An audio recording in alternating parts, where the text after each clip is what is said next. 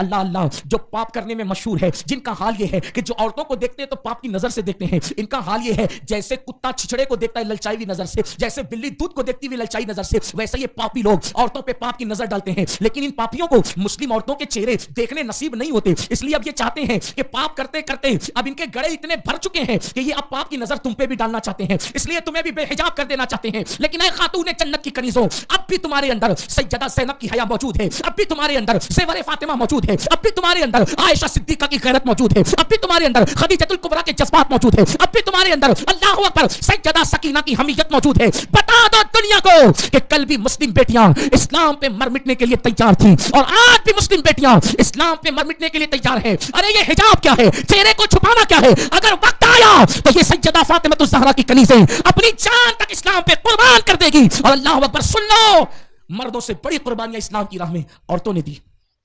تفصیل ہے، مردوں میں سب سے پہلے صدیق اکبر نے کلمہ پڑھا، بچوں میں سب سے پہلے مولا علی نے کلمہ پڑھا، غلاموں میں سب سے پہلے زید بن حارثہ نے کلمہ پڑھا، عورتوں میں سب سے پہلے خدیجہ الکبریٰ نے کلمہ پڑھا. لیکن ساری کتابیں حدیث کی اٹھا کر، سیرت کی اٹھا کے دیکھ لو، یہ چاروں کی ترتیب بالکل حق صحیح ہے. مردوں میں صدیق اکبر، بچوں میں مولا علی اور غلاموں میں زید بن حارثہ، عورتوں میں اما خدیجہ الکبریٰ. لیکن مطلقاً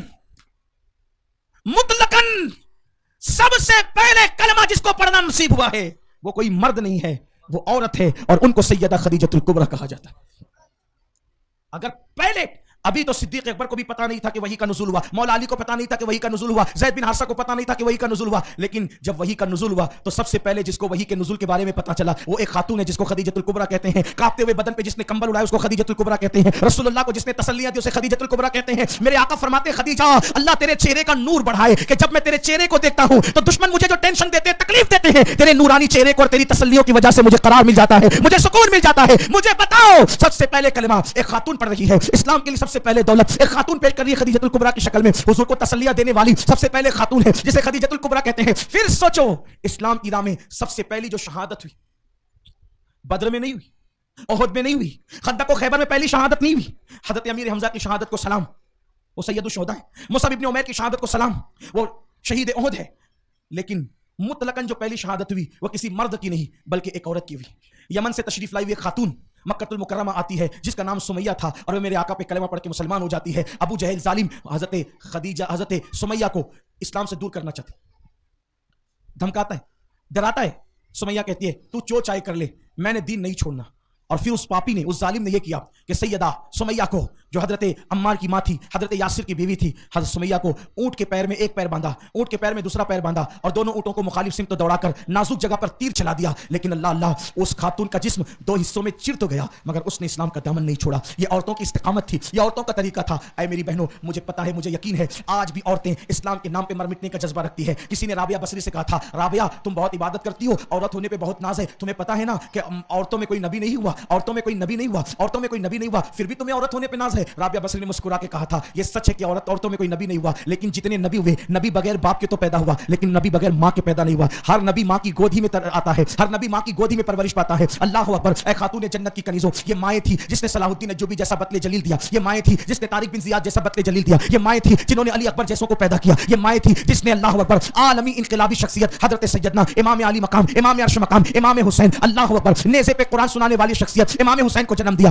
مائیں تھی جس نے امت کا سید و سردار امام حسن مجتبی کو جنم دیا. یہ مائیں تھی اللہ اکبر جس نے اونو محمد کو جنم دیا. یہ مائیں تھی جس نے غازی عباس کو جنم دیا. یاد رکھیے جتنے انقلابی آئے ہیں وہ انہی ماؤں کے بطن سے آئے ہیں، انہی ماؤں کی کوکھ سے آئے ہیں. یاد رکھنا جب مائیں نیک ہوتی ہے، جب مائیں متقی ہوتی ہے، مائیں با پردہ ہوتی ہے تو ان کی نسلیں بھی اچھی ہوتی ہے. اور جب مائیں سیریل دیکھنے لگے، مائیں فلمیں دیکھنے لگے، مائیں بے پردہ گھومنے لگے تو ان کے گھر میں چور اچکے ڈاکو اور پاپی پیدا ہوں گے، زانی اور شرابی پیدا ہوں گے. میری قوم کی بیٹیوں، اگر اپنی نسلوں کو سنورتا ہوا دیکھنا ہے تو سیدہ فاطمہ کی کنیز بنو، رابعہ بصری کی کنیز بنو، اما عائشہ کی کنیز بنو. سنی دعوت اسلامی کی کوشش یہ ہے، یہ جو ہماری مبلغات محلے محلے اجتماع کرتی ہیں، یہ جو ہماری مبلغات محلے محلے آ کر کے محنت کرتی ہیں، یہ جو مدارسوں کا قیام ہے، یہ جو مدارس کے اندر عالمہ کورس، مبلغہ کورس، یہ سب کچھ کرایا جاتا ہے، اس کی وجہ یہ ہے ہماری فکر بس ایک ہے کہ قوم کی ہر بیٹی سیدہ خدیجہ، سیدہ فاطمہ اور عائشہ صدیقہ کی کنیز بن جائے، تاکہ ان کو دیکھ کر کے دنیا پکار اٹھے کہ 1450 سال کے بعد مصطفیٰ جان رحمت کی کنیز کا یہ عالم ہے تو مصطفیٰ جان رحمت کی شہزادی سیدہ فاطمہ الزہرا کے کردار کا عالم کیا ہوگا، جس کے بستر پہ قرآن نازل ہوتا تھا. اس اما عائشہ صدیقہ کے کردار کا عالم کیا ہوگا. ہوگا. جس کو عرش سے سلام آتا تھا اس خدیجۃ الکبریٰ کے کردار کا عالم کیا ہوگا. اے خاتون جنت کی کنیزو, آؤ